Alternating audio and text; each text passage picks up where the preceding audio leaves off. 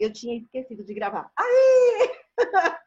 Conversando com vocês, eu tinha esquecido de gravar. Eu não posso esquecer de gravar. Então, estamos aqui dando aula para a nossa turminha do terceiro semestre, Teoria Geral do Processo, revisando o conteúdo já visto. Em primeiro lugar, teorias do processo. O que é o processo? Processo como uma relação jurídica, processo como uma situação, como uma instituição jurídica, processo animado por um procedimento, tudo isso a gente viu, teorias do processo. Depois, vocês estudaram com o professor Edmar, que me substituiu ali provisoriamente, a despeito da autotutela. O que é a tutela exercida pelo particular? E mais do que isso, em contraposição à autotutela, estudaram a tutela exercida pelo poder estatal. Como diria Rousseau, os cidadãos, eles abriram mão. Vocês já pararam para pensar sobre isso? Eu abro mão de todos os meus direitos, de todos os meus deveres. E ao abrir mão dos meus direitos e deveres, eu concedo esse poder, bebê. É como se eu pegasse esse poder aqui, ó, tá vendo esse poder aqui? E entregasse justamente na mão do Estado, dizendo assim, Estado, aquilo que você decretar, aquilo que você decidir, aquilo que você mandar fazer, eu vou acatar. De tal sorte, e aí o professor Edmar tratou com vocês, da tutela jurisdicional. A tutela exercida pelo Estado. Que aí arrepia o pelinho quando você diz, é aquela tutela exercida pelo Estado juiz, que vai ter o poderio de dizer o direito no caso concreto. Beleza? Massa. Na nossa aula passada, só recordando, porque já temos aí uma semana que nos encontramos, nós estudamos sobre mediação e conciliação. Lembram disso? Artigos 165, 166, 167 do Código de Processo Civil.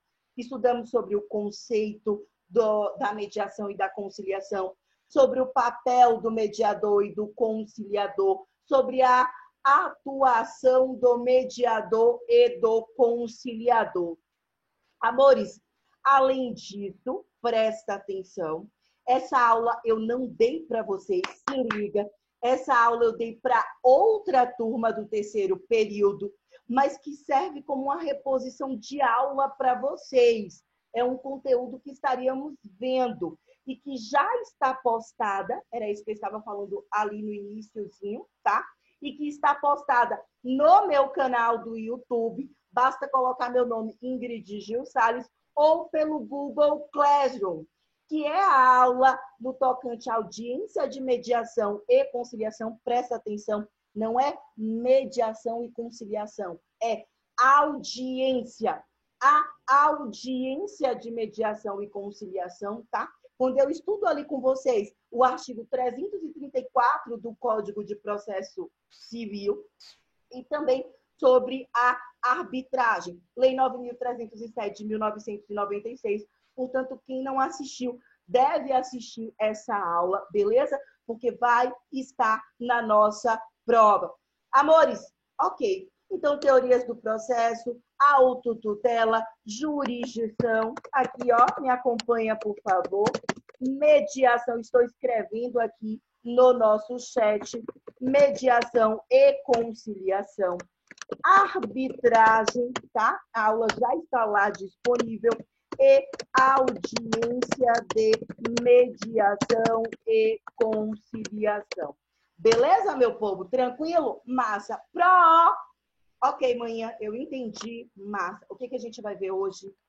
Segura, segura, segura. Porque hoje nós iremos estudar as normas fundamentais do direito processual civil. Amores da minha vida. Vocês viram para mim e perguntam assim, Zorra, minha pró, normas fundamentais do direito processual civil?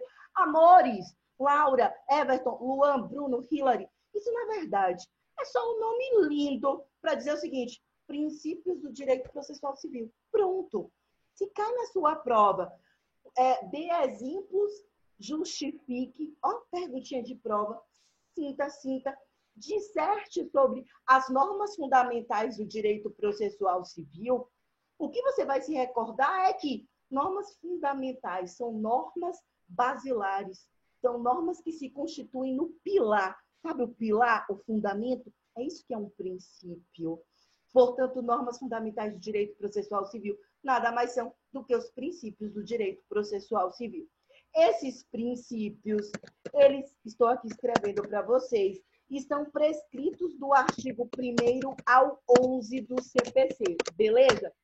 Eu costumo fazer o seguinte, presta atenção.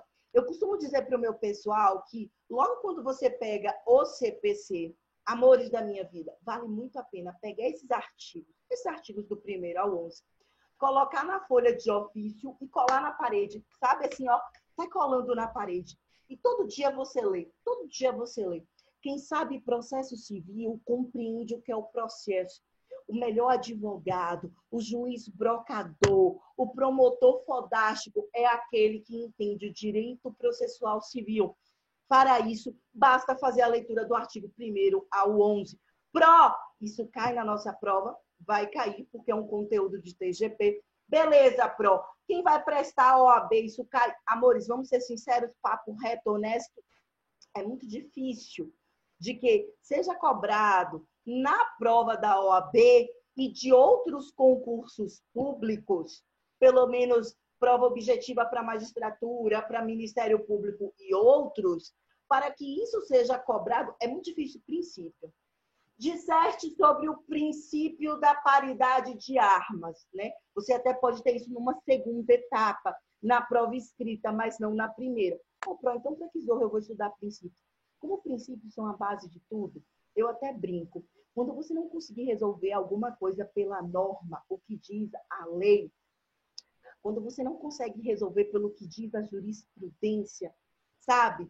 Jurisprudência, decisões reiteradas dos nossos tribunais, quando a doutrina, aqueles sábios escritores do direito, nada dizem a respeito, o princípio se traduz numa grande solução, no norte. Para onde é que nós vamos? Por quê? Porque ele é o princípio, ele é a base, é para onde nós retornamos.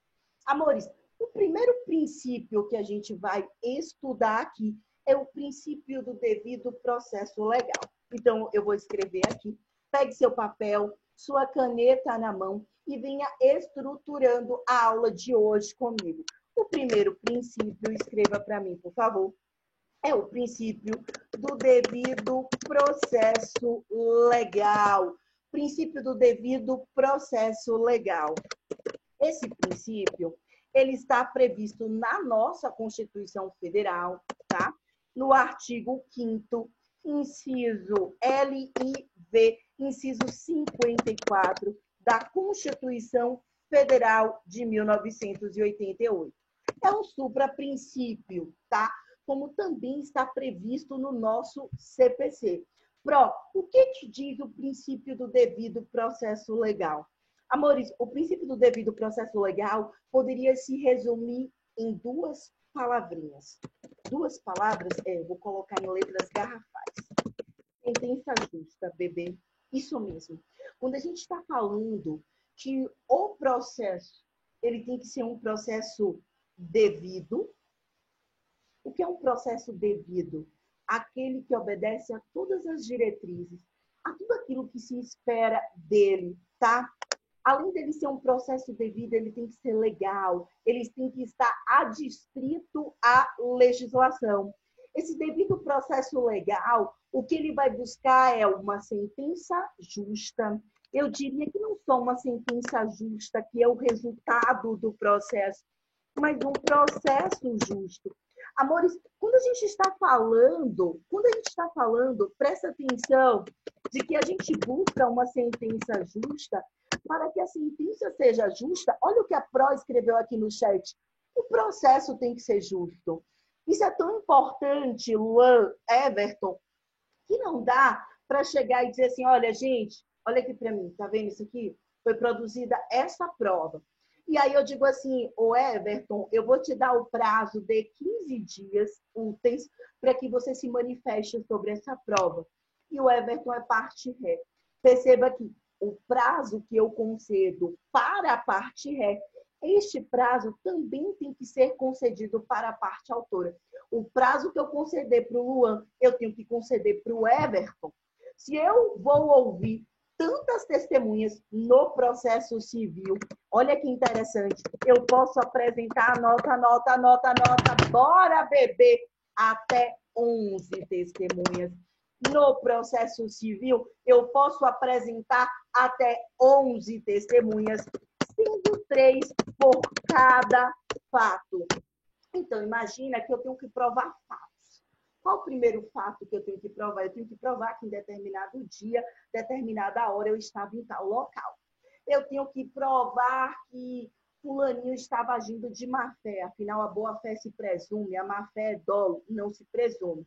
Eu tenho que provar que, de fato, aquela coisa foi entregue no local tal, na hora tal. Perceba, para cada fato desse, eu posso apresentar até 3 testemunhas. No todo, no máximo de testemunhas apresentadas no processo civil, esse número difere para o processo penal, esse número difere para o processo do trabalho. No processo civil, eu posso apresentar até 11 testemunhas, sendo até 3 por cada fato. Beleza?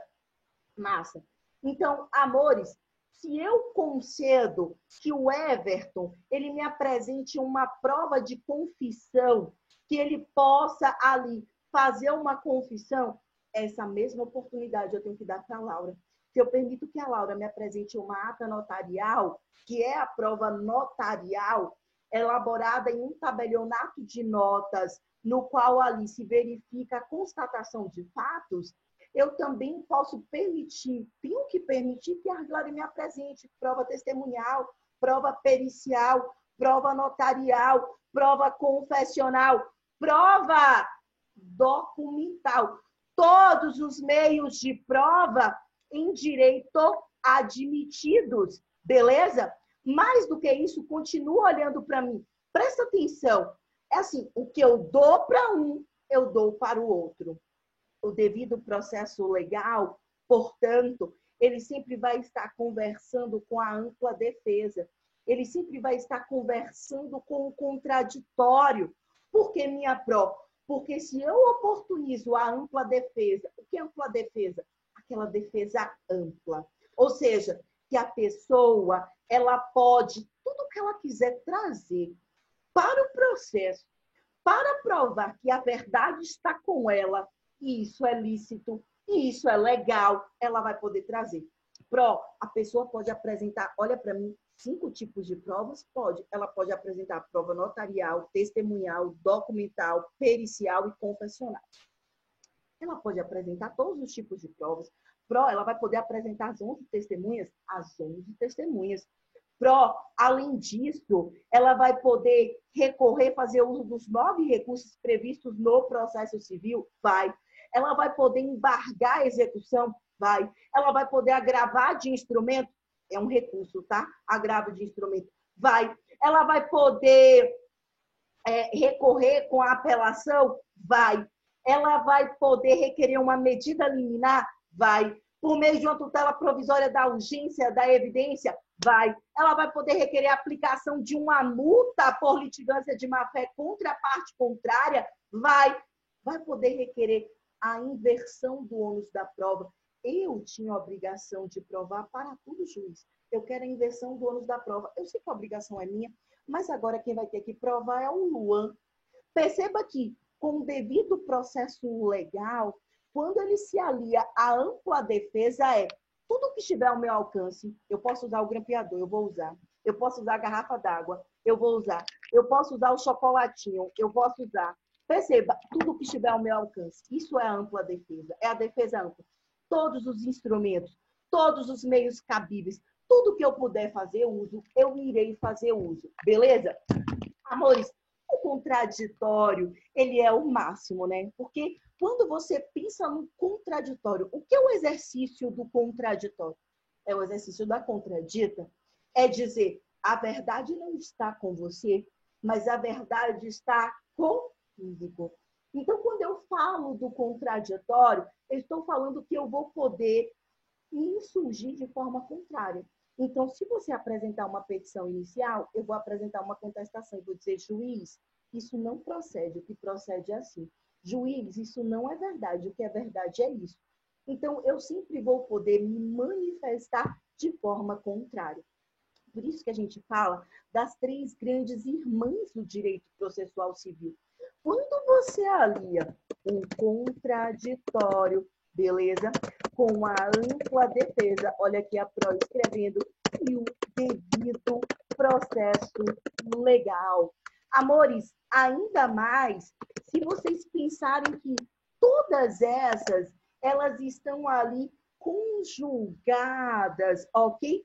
No artigo 5º, inciso 54, inciso 55, inciso 56 da Constituição Federal de 88. E não só isso, que elas também estão previstas nas nossas normas fundamentais do direito processual civil. Quando você estuda ali o artigo 5º, 6º, 7º do nosso CPC. Beleza? O devido processo legal, ele vai se diferenciar em devido processo legal substancial e formal. Então, presta atenção. A gente tem aqui uma divisão. Qual é a divisão? Nós temos o devido, deixa eu colocar aqui, nós temos o devido processo legal substancial, tá? Mais conhecido devido processo legal substancial. Espera que ele está digitando as coisinhas aqui meio diferentes. Deixa eu ver se agora vai. Agora foi. Devido processo legal, a gente tem o substancial e nós temos o devido processo legal formal, tá? O substancial ou o formal. Eu vou fazer o seguinte, o nosso tempo aqui já vai cair. Eu falo sobre o devido processo legal substancial e formal. Daqui a pouquinho, me aguardem que eu já volto, porque vai cair aqui, tá bom? Espera que eu já volto.